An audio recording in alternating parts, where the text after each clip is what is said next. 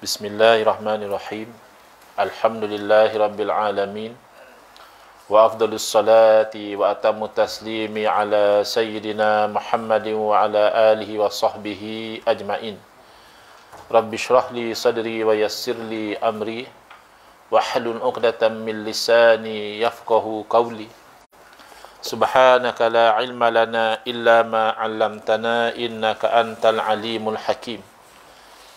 Allahumma akhrijna min zulumatil wahmi wa akrimna binuril fahmi waftah alaina bima'rifatil ilmi wa sahhil akhlaqana bil hilm waj'alna mimman yastami'una al-qawla fayattabi'una ahsanah.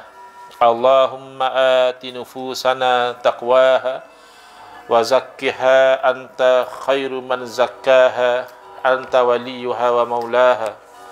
Allahumma arinal haqqa haqqan warzuqna ittiba'ah wa arinal batila batilan warzuqna ijtinabah. Allahumma anfa'na bima 'allamtana wa 'allimna ma yanfa'una wa zidna ilman wa huda. Amma ba'd. Qala asy-Syekhul Mu'allif Al-Imam Tajuddin Abul Fadli Ahmad ibn Muhammad ibn Athaillah As-Sakandari rahimahullah ta'ala wa nafa'ana bihi wa bi ulumihi fid daraini amin.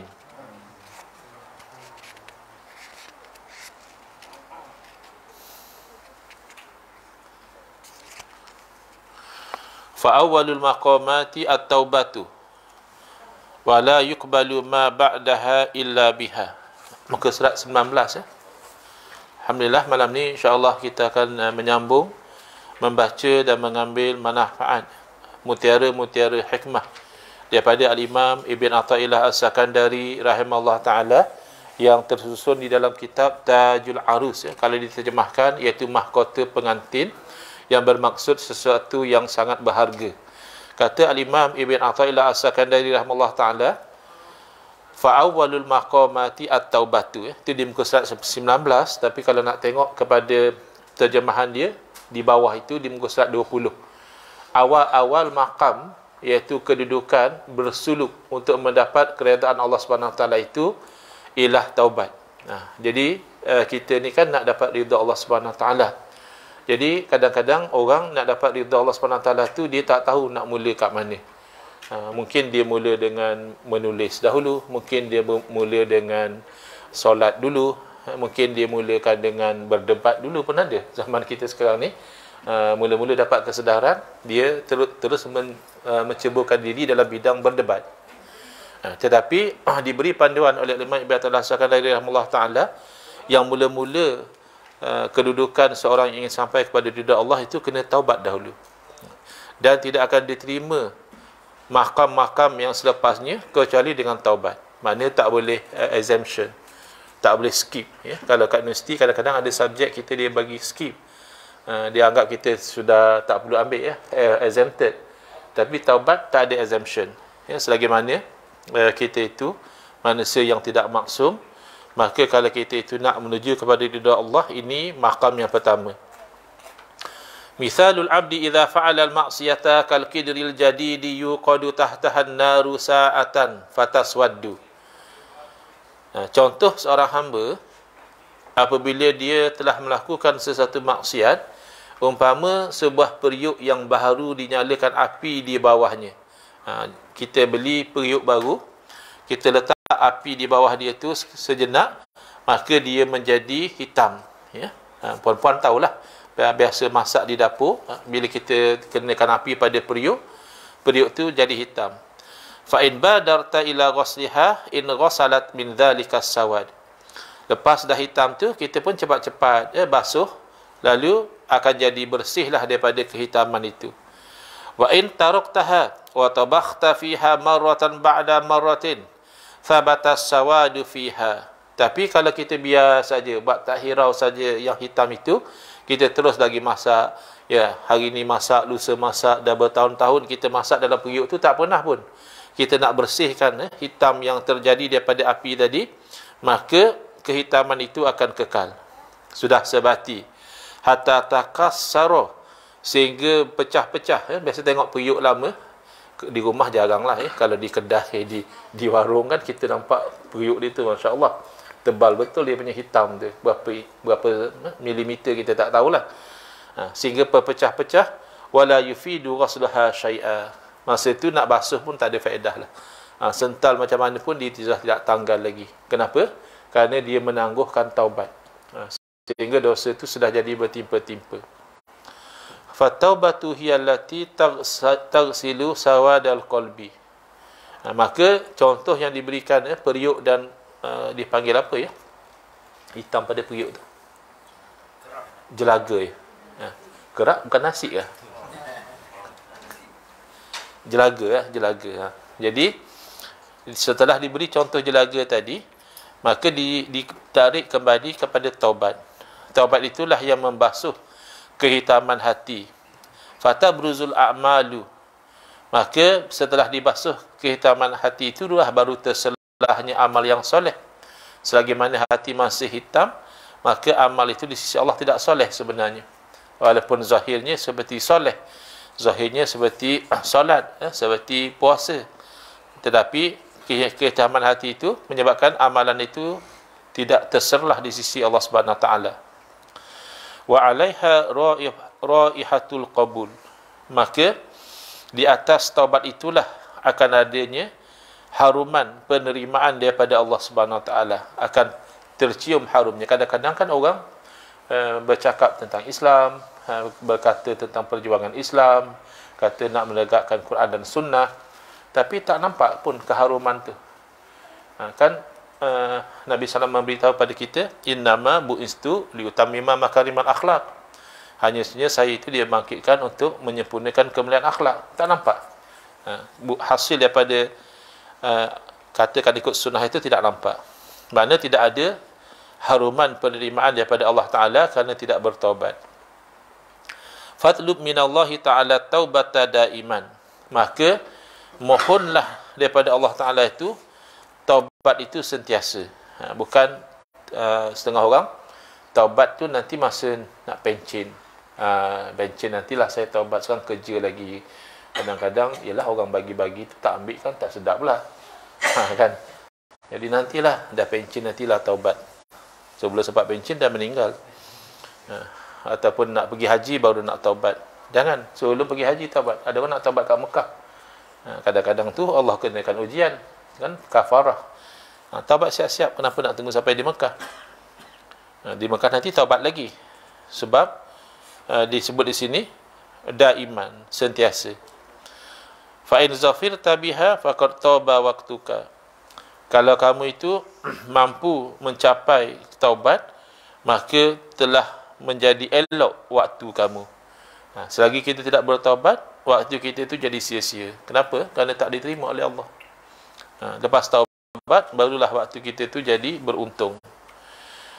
Li'annaha mauhibatun minallahi yada'uha haitsu sya'a. Kerana taubat itu merupakan kurniaan daripada Allah, yang mana Allah letakkan taubat itu di mana dia kehendaki. Kadang-kadang kita tak sangka, orang dulu mungkin samsing, orang itu dulu mungkin ahli maksiat, orang itu dahulu terkenal dengan kedegilan dia. Tetapi bila Allah letakkan taubat dalam hati dia, berubah. Berubah. Kadang-kadang 180 darjah. Min ibadihi, di kalangan hambanya. Jadi kita tak bolehlah nak tutup pintu taubat pada orang. Allah sendiri tidak menutup pintu taubat selagi orang tu tidak sampai kepada kita kata nyawa itu dihalkum. Kenapa kita nak mendahului? Selagi pun ada peluang, boleh jadi dia bertaubat kepada Allah Ta'ala. Atta ibu minaz zambi kaman la dzambalahu. Orang yang bertaubat daripada dosa sama seperti orang yang tidak ada dosa. Wa qad yazfaru bihal abdul musyaqqaqul aqabi. Abdul musyaqqaqul al-aqabu duna sayyidihi. Boleh jadi yang dapat taubat ni hamba sahaya. Kita tak boleh bayangkanlah zaman kita dah tak ada hamba sahaya. Mungkin kita kata staf yang paling rendah sekali lah, bosnya, CEO-nya tak dapat. CEO-nya bertahun-tahun pun tak taubat. Tapi staf dia yang buat kerja-kerja sapu sampah, bersih-bersih dapur, dapat taubat daripada Allah Ta'ala. Yang ini kita boleh bayangkan zaman kita. Tapi kalau zaman ada perhambaan, hamba sahaya yang pecah tumit kakinya, boleh bayangkan orang yang tak pakai kasut selipar tu kan nampak, kalau kita pergi Mekah, banyak jumpa orang macam tu. Kaki dia pecah-pecah kat tumit dia. Kita bawa apa tu? Krim tu? Vaseline, supaya tak pecah. Tapi tuannya yang mulia, yang pakai kasut, yang pakai jubah, yang pakai apa, tak dapat taubat daripada Allah Subhanahu Wa Taala. Wa qad tazfaru bihal mar'atu duna zawjiha. Kadang-kadang kita bayangkan suami yang jadi pemimpin pada isteri dia, jadi imam kan kepada isteri dia, tapi tak mustahil isteri taubat. Tapi suami dia tak taubat. Saya ada sembang dengan satu orang peguam, dia cerita satu orang ni, dia dengan isterinya asalnya memang jenis tak semayang, ya tak apalah, tak ambil hirau pasal agama. Tapi isteri dia taubat dulu, isteri dia yang berubah dulu. Isteri dia ajaklah suami dia, jomlah bang kita pergi umrah, dia tak mau. Lalas masa PKP tu macam mana berjaya dipujuk oleh isteri dia. Dia pergi buat umrah di sana tu, dia berubahlah, dan dia mati di sana, tak sampai balik ke Malaysia. Jadi walaupun isteri dia taubat dulu, suami dia mendapat taubat juga di akhir hayat. Kita tak tahu nasib masing-masing lah. Tapi ada kalanya suami tidak taubat pun, macam berlaku pada Firaun yang dapat hidayah isteri dia.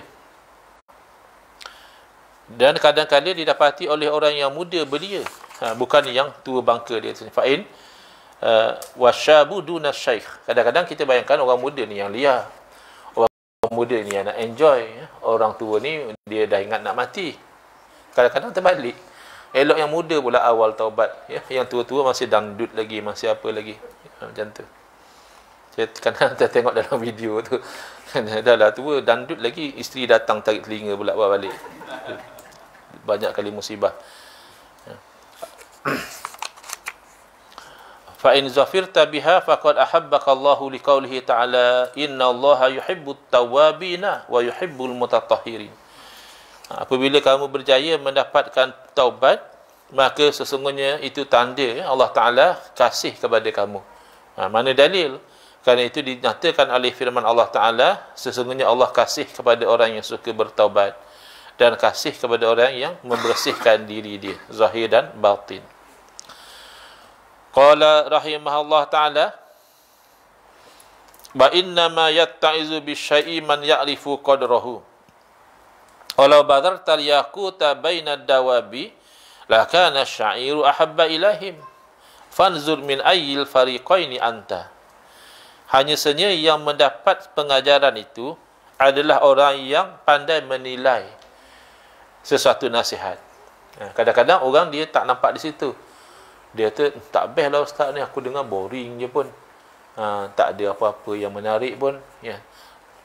Tak ada pun satu-satu politik, sentuhlah politik sikit baru menarik kan. Tak ada macam lawak-lawak. Buatlah lawak baru kita seronok. Tetapi bukan itu. Dia yang tak pandai menilai. Kalau kamu itu menaburkan permata kepada binatang ternakan, kita ambil permata yang mahal, kita tabur depan kambing. Kambing kata, baiklah bagi saya jerami, saya makan. Permata ni tak ada nilai bagi binatang-binatang. Kalau manusia, ya dia nilai. Tapi binatang tak nilai. Bagi rumput lagi baik untuk dia. Maka, daripada golongan manakah kamu? Adakah kamu dia seperti binatang yang tidak pandai menilai? Atau seperti manusia yang tahu menilai? Qala rahimahullah ta'ala, in tubta fa anta minal mahbubin wa illam tatub fa anta minaz zalimin. Qala Allah Ta'ala, wa man lam yatub fa ulaika humuz zalimun. Man taba zafira wa man lam yatub khasira. Sekiranya kamu itu bertaubat, maka kamu tergolong daripada golongan yang dikasihi. Kan dah sebut tadi kan, innallaha yuhibbut tawwabin. Dan sekiranya kamu tidak bertaubat, maka kamu itu tergolong daripada orang yang zalim. Kita dua kali dosa. Satu dosa maksiat, satu dosa tidak bertaubat. Itu tadi Syekhna Syekh Afifuddin Hafizahullah, dia hantar, selalu dia hantar di jemaat, dia hantar poster 3 bahasa, bahasa Arab, bahasa Inggeris, bahasa Melayu.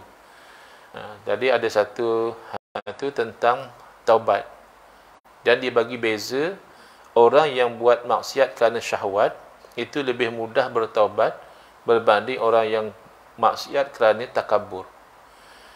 Kerana Nabi Adam AS melakukan kesilapan kerana keinginan untuk kekal dalam syurga. Maka Nabi Adam mohon ampun dengan cepat daripada Allah. Tapi Iblis buat dosa kerana takabur. Ana khairun minhu, aku lebih baik pada Adam. Lalu Iblis tak pernah bertaubat. Maka kita muhasabah diri kita. Kok na'udzubillah, ada antara dosa kita itu yang terbit daripada takabur. Kita sangat bimbang. Adapun dosa yang terbit pada syahwat, itu kita sebagai manusia tidak maksum, boleh jadi terjatuh di dalamnya, lalu kita cepat-cepat bertaubat. Kerana kalau tidak bertaubat, itulah orang-orang yang zalim. Siapa yang bertaubat, dia dapat untung. Dan siapa yang tidak bertaubat, dia akan dapat kerugian. Yang terakhir, qala rahimahullah ta'ala wa la taqta' ya'saka wa taqulu kam atubu wa anqudu fal maridu yarjul hayata ma damat fihi ruh idza taba al 'abdu farihat bihi daruhu minal jannah wa tafrahu bihi as-samaa'u wal ardu wa rasuluhu sallallahu alaihi wasallam.